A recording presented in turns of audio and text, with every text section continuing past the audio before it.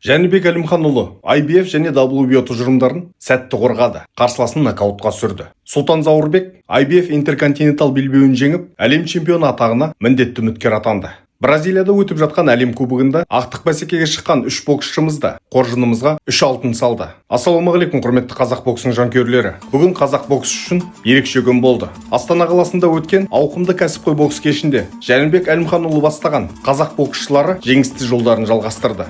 Аталған жаңалықтарға байланысты тоқталмай тұрып, жаңа ғана ақштан келген жағымды жаңалықпен бөлісіп өтейін. 76 келі салмақ дәрежесінде өнер көрсетіп жүрген қазақстандық боксшы Бек Нұрмағамбет кәсіпқой бокстағы өзінің 14-ші жеңісіне қол жеткізді. Кәсіпқой бокста 25 жекпе-жек өткізіп, оның 20-сында жеңіске жеткен коста-рикалық Эрканнан Диас 6 раундқа жоспарланған жекпе-жекте бірінші раундта нокаутқа түсті. Яғни Бек кәсіпқой бокстағы 14-ші жекпе-жегінде бірінші раундта нокаутпен жеңіп, өзінің жанкүйерлерін қуантты.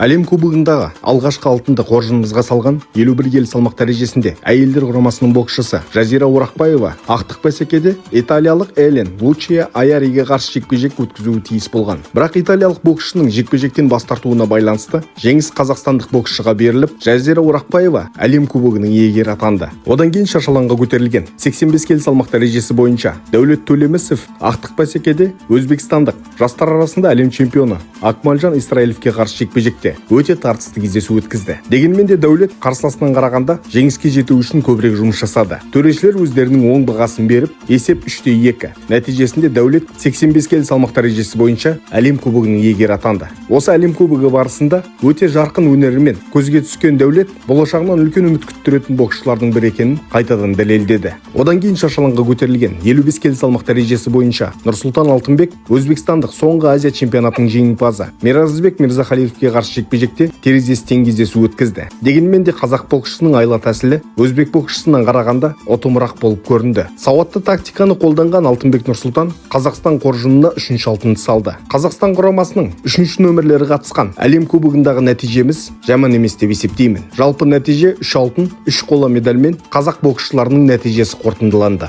Жәнібек пен Анауілдің бокс кешіндегі атап өтетін жекпе-жектердің нәтижесін айтып өтетін болсам, ұлттық құрамадағы 67 келі салмақ дәрежесіндегі бірінші нөмірлі боксшы жастар арасында 4 дүркін Азия чемпионы және әлем чемпионы және ересектер арасындағы соңғы, яғни 2024 жылғы Қазақстан чемпионатының жеңімпазы, 2025 жылғы Странжа кубогының иегері Төрехан Сабырхан кәсіпқой бокстағы өзінің алғашқы жекпе-жегін өткізді. Оған қарсы Чехия мемлекетінің боксшысы Джерри Хауке есімді боксшы қарсылас атанған болатын. Кәсіпқой бокста жекпе-жек өткізген чехиялық боксшы Төреханмен жоспарланған 6 раундтық жекпе-жекте соңына дейін шыдай алмады. Төрехан қарсыласын уақытынан бұрын жеңіп, өзінің кәсіпқой бокстағы дебютін осылайша нокаутпен сәтті бастады. Бұл андеркартта өнер көрсеткен Азия және әлем чемпионы, жоғарыда атап өткен Төреханның туған ағасы Махмуд Сабырхан да Вьетнам мемлекетінің боксшысы Дук Дунг Хюнхи қарсы жекпе-жекте бауырдан орындаған соққысына қарсыласы 2 мәрте нокдаунға түсіп, үшіншісінде шаршалаңдағы рефери жекпе-жек барысына араласып, жекпе-жекті тоқтатты. Осылайша Махмуд та өзінің кәсіпқой бокстағы алғашқы жекпе-жегінде техникалық нокаутпен жеңіске жетті. Бұл жекпе-жектің бір ерекшелігі Махмуд Сабырхан кәсіпқой бокста өзінің дебютін жасаса да жекпе-жек 10 раундқа жоспарланған болатын. Әуесқой бокста Махмуд Сабырханның атақ дәрежелері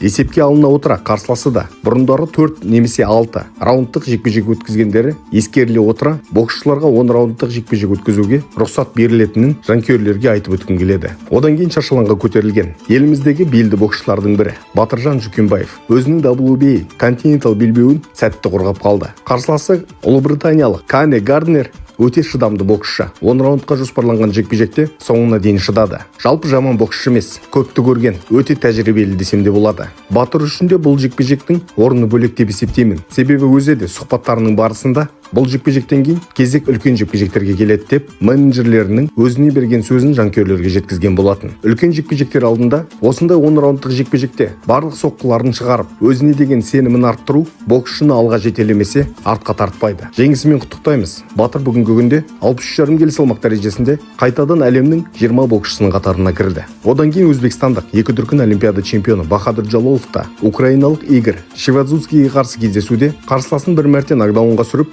бірақ жекпе-жекті соңына дейін апарды. Украиналық боксшы Бахадур үшін кәсіпқой бокста жаңа тәжірибе болды деп есептеймін. Одан кейін бокс кешінің коу-мейн ивентінде шаршалаңға көтерілген 59 келі салмақ дәрежесінде өнер көрсететін Сұлтан Заурбек африкалық қарсыласы бұрындары әлем чемпионы атағына үміткер болған Фазилеге қарсы кездесуде 10 раунд бойы айқасып, қарсыласынан бір басқа жоғары екенін дәлелдеді. Нәтижесінде үш төрешінің барлығы жеңісті Сұлтанға беріп, Сұлтан IBF Интерконтинентал белбеуінің иегері атана отыра, осы жылы өтетін әлем чемпионы атағына міндетті үміткер атанды. Ал кештің басты кездесуі IBF WBO тұжырымдары бойынша әлем чемпионы бүгінгі күнде ұлт мақтанышына айналған Жәнібек Әлімханұлы франциялық Анауэль Нгамисингеге қарсы кездесуде қарсыласын 5-ші раундта нокаутқа сүрді. Өте әдемі жеңіс. Және осы жекпе-жектен кейінгі жеңісінен кейін Жәнібек 72 келі 600 грамм салмақ дәрежесінде осы салмақтағы әлемнің королі атанды. Бұл туралы бокс-рек сайты жекпе-жектен кейін бірден Жәнібектің король екенін мойындап, отандасымызды бірінші орынға шығарды. Жәнібектің жекпе-жек алдында елімізге белгілі қазақ спортына еңбек етіп жүрген азаматтар және қазақ спортының шын жанашырлары келіп, Жәнібектің қолын ала отыра, жекпе-жекке сәттілік тілеген сәттері қазақ жігіттерінің бір-бірінің қолдауы ретінде әдемі көрінісін тапты. Бұл бокс кешінде ең үлкен жанкүйер ол Жәнібектің анасы. Осылайша қазақ боксының жанкүйерлерінің алдында алда өтетін 4 белбеуді біріктіре жекпе-жектерінің алдында елінің батасын алған Жәнібек қазақ боксының жанкүйерлерінің еңсесін бір көтерді. Мінекей құрметті қазақ боксының жанкүйерлері, жеңісті сәттеріміз көп болсын, төменге пікір қалдыруды ұмытпаңыздар. Қазақ бокс жасасын.